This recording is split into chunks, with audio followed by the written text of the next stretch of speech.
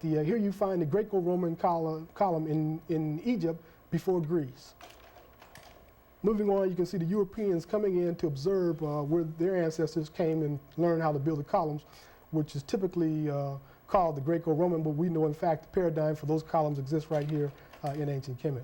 Again, over the library and City Hall downtown, you can see downtown Los Angeles a picture of a Greek, and you see the sun disk symbolizing the sun people, the sun children of Ra, where the ancient Egyptian, off to the right, where the Greeks have learned and inherited a legacy from ancient Egypt. This is a picture that I like. It's my wife, and she's together with I'm not sure who this pharaoh is, but you can see that the lips on them are basically interchangeable. And also the eyes are interchangeable. The only thing missing is the nose.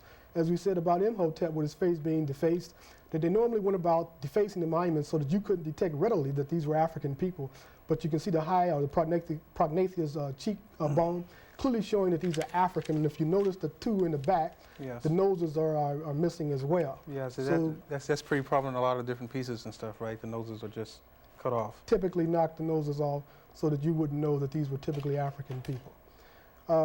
One way that we know absolutely beyond any shadow of a doubt that they were African people was the great historian Herodotus, who entered into Egypt about 450 years of BC. As you see the book there, Herodotus, the histories on the table there.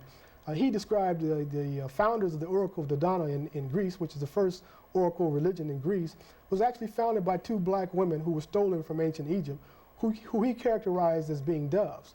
As we go directly to the verse from Herodotus' histories, we see that he states that the fact that the women were foreigners whose language sounded to them like the twittering of birds. Later on, the dove spoke with a human voice because by that time, the woman had stopped twittering and learned to talk intelligibly.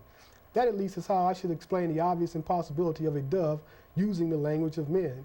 As to the bird being black, or state again, as to the bird being black, they merely signify by that the woman was an Egyptian. So here you can see Herodotus was clear in his vision and clear in his mind as he describes those two black women who founded the oracle as being doves, in as much as they're being black doves, that they were black women, namely Egyptian women.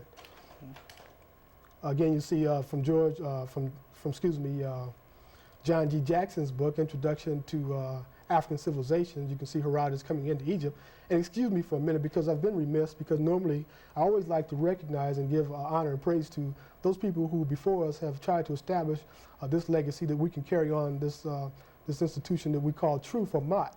And so one of the great scholars is John G. Jackson's, his Introduction to African Civilization. Many of the things that I'm talking about you can find in brief in these books. Also Sheikh Anta Diab's African Civilizations. And you can also see in Stolen Legacy, which is a very important and monumental book, Stolen Legacy by George G.M. James. It shows where they came into Africa and learned much more than the architecture, but also philosophy as well as religion. Of course, Dr. Yosef Ben Yakin, who I consider to be my teacher in this day. You can see here the Greek figure about to pour a libation, which is an African ceremony. The most important thing you can do is to pour a libation to the ancestors. On the axe, just to the right, it's very vague, you can see the black dove allotted on the double ox, a symbol of Amen. And this is the symbolic of the black women who were stolen and founded the first oracle in Greece. And as we move on to the Smithsonian, we can see this one libation bowl here, just as the one you see her with her hands on the table there. A libation bowl here from about 450 BC, almost the time of Herodotus. It looks like acorns, but as we look at close up here, you can see the African features here on the bowl. It shows you that when they were pouring the libation, they had an intent and a clear vision about the ancestors in which they were pouring the libation to, clearly again showing you that these were African people who brought the religion to Greece. In fact, Herodotus places it in no uncertain terms when he states in his book, The Histories, the names of nearly all the gods came to Greece from Egypt. I know from the inquiries I have made that they came from abroad, and it seems most likely that it was from Egypt, for the names of all the gods have been known in Egypt from the beginning of time. Very important. Over and over again in the classical writers, here again you see Homer, who was actually the father of European of literature, the first book written in Europe. In the Odyssey were Poseidon, Zeus's brother, however, was now going on a visit to the distant Ethiopians, the furthest outposts of mankind, half of whom live where the sun goes down, half where he rises. Again in the Iliad, you have Zeus went yesterday on the ocean stream on a visit to the pious or religious Ethiopians for a feast, and all the other gods with him and he will be back in 12 days. Now this is important because here you see you have gods and deities of Greece going to ancient Africa, Egypt, Ethiopia, to be with Ethiopians. And the question that we have to ask is, if the gods are going to Ethiopia to be with Ethiopians, then what were the Ethiopians? Because generally people of the same character like to keep the same company. Mm-hmm. And so when we go to Noah Webster, who is known for defining everything, we find that clearly Ethiopians were meant to be black or African people. As you see to the right, burnt face, Athens is to burn, and Opes is the face. And you see an inhabitant of ancient Ethiopia, which included modern Abyssinia. That means that it included just that small section of Ethiopia today in Africa was actually a much more vast area, and the modern Ethiopia was just a small part of it. And in a general sense, it goes on to say any African, a Negro, or a black man.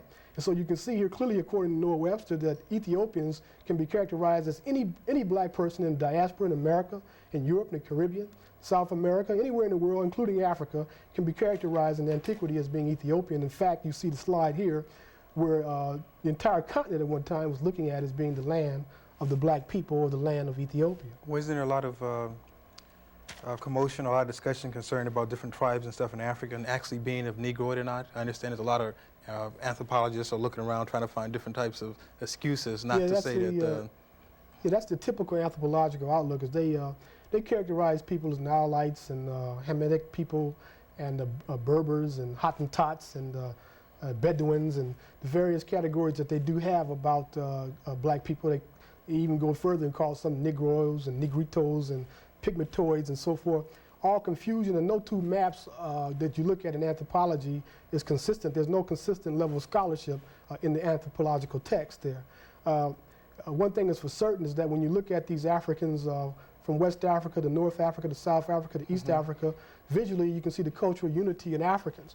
Of course, maybe one day we can come back and do something more on the cultural unity of Africa. But we do have a few things here that we will demonstrate clearly that these were African people. I just want to point out Herodotus once again in description of a colony of Africans who had gone as far as up as the Black Sea. He described them as being, when others were trying to figure out where these people came from, he described them as being related to the Egyptians and Ethiopians. As he writes, the Egyptians did, however, say that they thought that these original Colothians were men from Sesostris' army. My own idea on the subject was based first on the fact that they have black skins and woolly hair. And he goes on to say, not that it amounts to much, as other nations have the same, such as India. Then he goes on to say, and secondly, and more especially, on the fact that the Colothians, the Egyptians, and the Ethiopians are the only races which from ancient times have practiced circumcision.